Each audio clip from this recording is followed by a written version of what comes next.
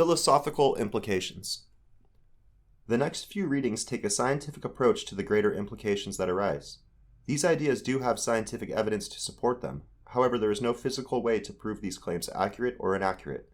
They are purely philosophical in that sense. Thinking with the universe. When people learn new ideas, they tend to try to associate them with something that relates. People tend to make categories and put any item up for discussion immediately into one. Categories could include concepts from different scientific fields to physical objects, like a car versus a boat. Both are vehicles, but they may be categorized further by where the vehicle is used. Essentially, the main point is that any item may be put into a category. This happens on a day-to-day basis because of typical learning methods. Most modern people today go through an education system that is well established. Techniques have been developed and ideas put into subjects. Because of this, our minds essentially categorize information into a sort of tree of knowledge, where one idea may be attached to another. Categorizing creates predisposed relations. Categorizing any concept in your mind automatically limits your ability to fully understand what is happening. You have already created predisposed relations, and so it is less likely you'll be able to use the knowledge learned to its maximum potential. Concepts become attached and inseparable to one another. For example, when most people visualize a car wheel, they automatically see both tire and wheel. They might even see concrete, the side of a car, and some bushes. This is because these items are commonly seen together. That is, unusual to have one without the other. This is just a simple case to get you thinking. Tree branches of knowledge. Tree branches of knowledge are a result of modern educational system. It is probably true that almost every system uses the concept of different subjects. For example, the phrase alone, "we are now studying math," as opposed to studying history or English, already puts the brain into a new mode, math mode. When bits of knowledge are given names, they become categorized. Categorizations create limitations in one's ability to maximize the data. For example, when studying different fields, one may notice direct relationships are quite obvious, but more profound links are not connected, because the information is being blocked by parts of the tree that are not very close. Experts in their fields. Consider learning the concept of acoustic waves. One might study air temperature and pressure. One could become the leading expert in sound waves traveling through solids. If someone wants to know how fast a sound wave will travel, they will know the answer because they are the best in acoustic waves. They have done tests, performed experiments, and truly understand sound waves. On the other hand, you have a material expert. They are looking at crystal formations in different molecules. They are learning about the various types of cleavage rocks may have and their hardness levels. They notice how crystals deform and atoms move around. They notice how fast materials can break and become a materials master. Now they are both sitting at dinner. You have one expert who is the expert at the speed of sound in all matter. You have the other who knows materials as if they are the back of his hand. They start talking. The sound expert talks and eventually goes over his equations for the speed of sound.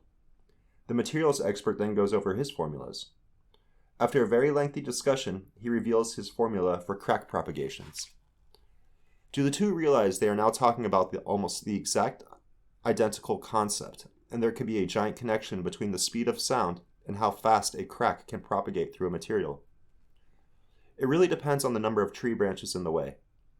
In many cases, they would be completely separated because of the unrelated fields in which they are learned. Infinite connections.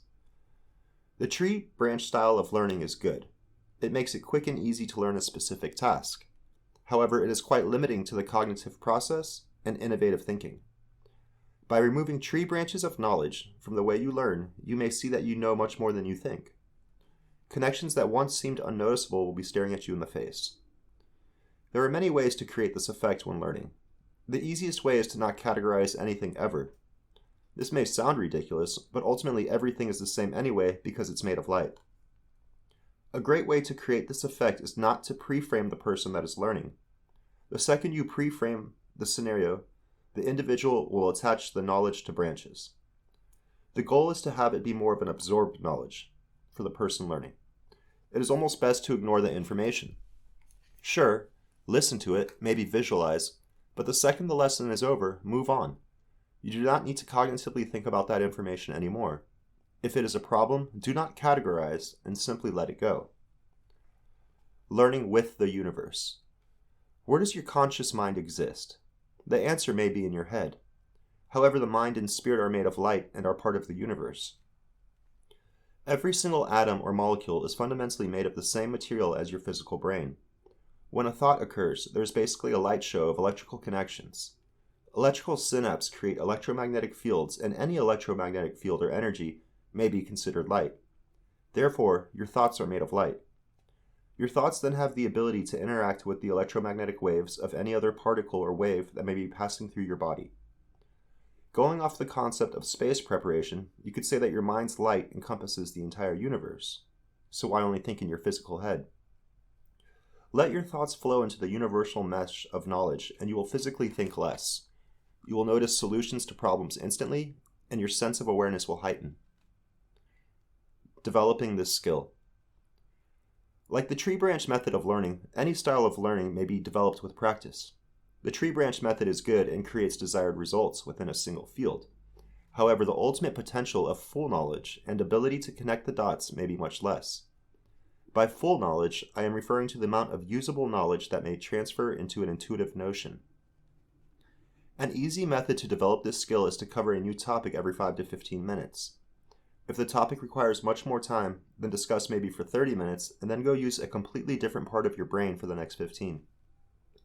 This is almost like encouraging ADD, but will teach you to let go of concepts cognitively and allow the universe or subconscious mind to do all the thinking for you. Universe versus the head. In the head, you have to cognitively understand what is happening. Consider a savant that is amazing at math. He or she has no idea what they are cognitively doing and cannot describe it. Yet the numbers just appear in their brain. They can perform extremely advanced computation and more.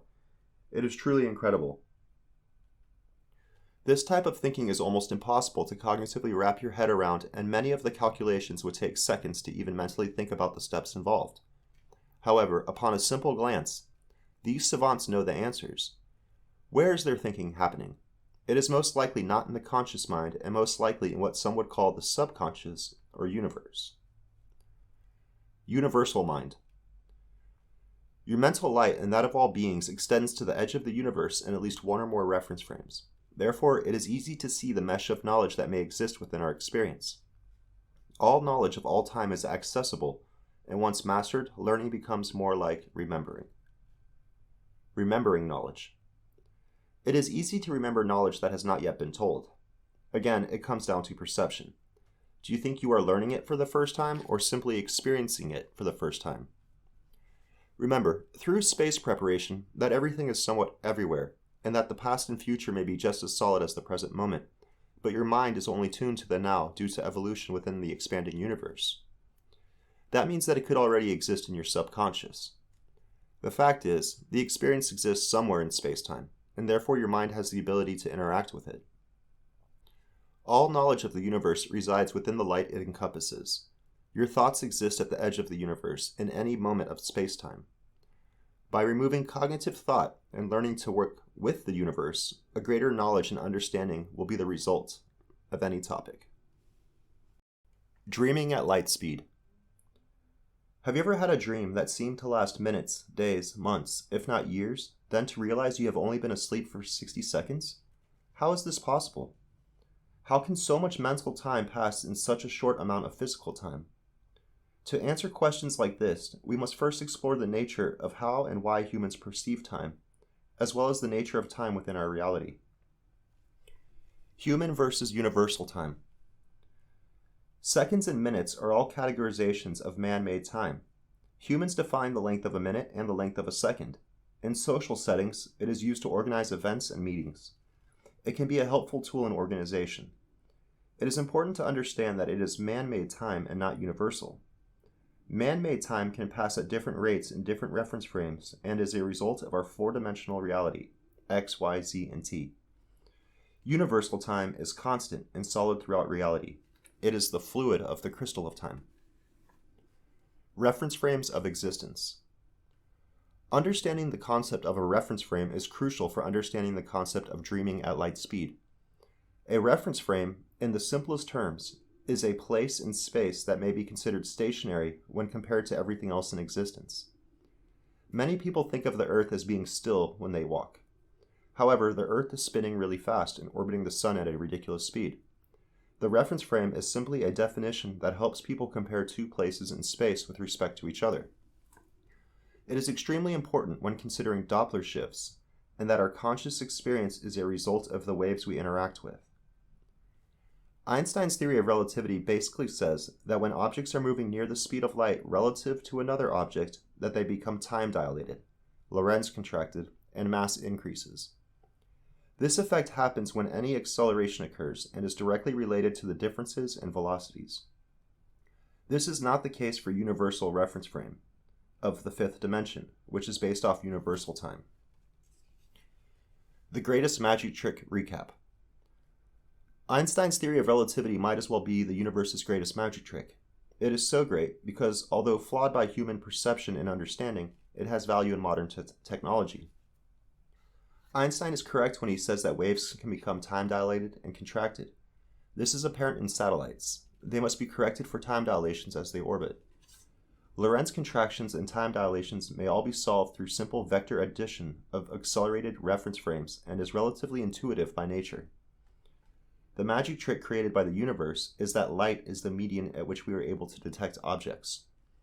Objects can go faster than the speed of light, but they will never look like it. A body of light.